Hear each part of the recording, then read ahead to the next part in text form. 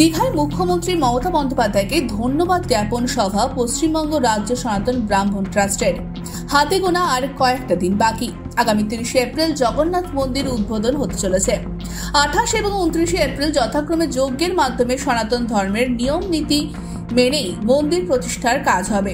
পশ্চিমবঙ্গ রাজ্য সনাতন ব্রাহ্মণ ট্রাস্ট 10ম প্রতিষ্ঠা দিবস উদযাপন করল দীঘা জগন্নাথ মন্দির পার্শ্ববর্তী উজান গেস্ট হাউসে। রাজ্যের 21টি জেলা থেকে আসেন প্রতিনিধিরা। দীঘা জগন্নাথ মন্দির প্রতিষ্ঠা ঘিরে সাজু সাজু রব দীঘায় ইতিমধ্যেই চৈতন্য দ্বার নির্মাণের কাজ চলছে। পুরীর প্রধান পুরোহিত দৈতাপতির নির্দেশ মতো নিয়ম অনুযায়ী দীঘায় জগন্নাথ মন্দির নির্মাণের কাজ চলছে। মন্দিরের নির্মাণ সম্পূর্ণ হয়েছে। মন্দির উদ্বোধনের আগে পশ্চিমবঙ্গ রাজ্য ব্রাহ্মণ ট্রাস্টের তরফ থেকে বিভিন্ন পদক্ষেপ গ্রহণ করা হয়েছে। মঙ্গলবার জগন্নাথ মন্দির থেকে জগন্নাথের মাসির বাড়ি পর্যন্ত এক বর্ণাঢ্য র্যালি করা হয়। অনুষ্ঠানে উপস্থিত ছিলেন বিধায়ক অখিল গিরি, কাঁথি পুরসভার চেয়ারম্যান সুপ্রকাশ গিরি। বিধায়ক অখিল গিরি বলেন, জগন্নাথ মন্দির নির্মাণের আগে দীঘায় প্রশাসনিক ব্যস্ততা তুঙ্গে। সব রকম আয়োজনের প্রস্তুতি ইতিমধ্যে শুরু করা হয়েছে। মুখ্যমন্ত্রী মমতা বন্দ্যোপাধ্যায়ের নির্দেশ মতো সমস্ত কিছুই কাজ হচ্ছে দীঘায়। এদিনের অনুষ্ঠানে এছাড়াও উপস্থিত ছিলেন রাজ্য কমিটির সম্পাদক তপন মিশ্র, পূর্ব মেদিনীপুর শাখার সম্পাদক অশোক পণ্ডা, মনিটরিং কমিটির চেয়ারম্যান নির্মল সাউ, রাজ্য উপদেষ্টা মণ্ডলীর অন্যতম নেতৃত্ব ইন্দ্রনীল মুখার্জি সহ বিশিষ্টজনেরা। মঙ্গল করেন সেই ব্রাহ্মণ সম্প্রদায়ের মানুষ। ব্রাহ্মণ মানে ব্রহ্ম থেকে নাম হচ্ছে ব্রাহ্মণ।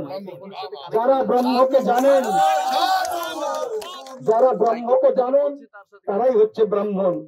সেই ব্রহ্ম মানে পরমেশ্বর, পরমাত্মা, দেবতা, তাকেই যারা জানেন তারাই ব্রাহ্মণ। সেই ব্রাহ্মণ শব্দ আজকে ব্রহ্ম থেকে ব্রাহ্মণ।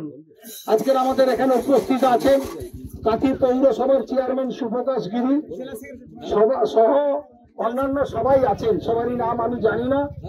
আমি সবাইকে আমার পক্ষ থেকে, এবং আমাদের বিষ্ণু আছে, বিষ্ণু একদিকে সংবাদ মাধ্যমে কাজকর্ম করেন, আবার তিনি এই ট্রাস্টেরও একজন মেম্বার।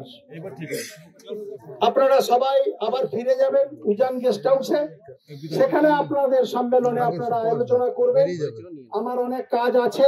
আপনারা সবাই জানেন যে আগামী 30 এপ্রিল অক্ষয় তৃতীয়ার দিন জগন্নাথ ধামের শুভ উদ্বোধন করবেন মাননীয় মুখ্যমন্ত্রী মমতা বন্দ্যোপাধ্যায়।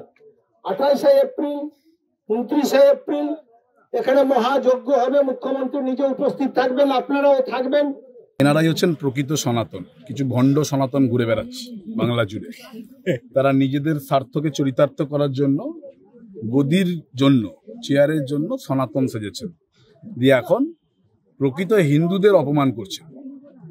আজকে এখানে যারা পশ্চিমবঙ্গ ব্রাহ্মণ ট্রাস্টের যারা কর্মকর্তারা আছে সারা রাজ্যব্যাপী, এখানে একটি সম্মেলন হচ্ছে।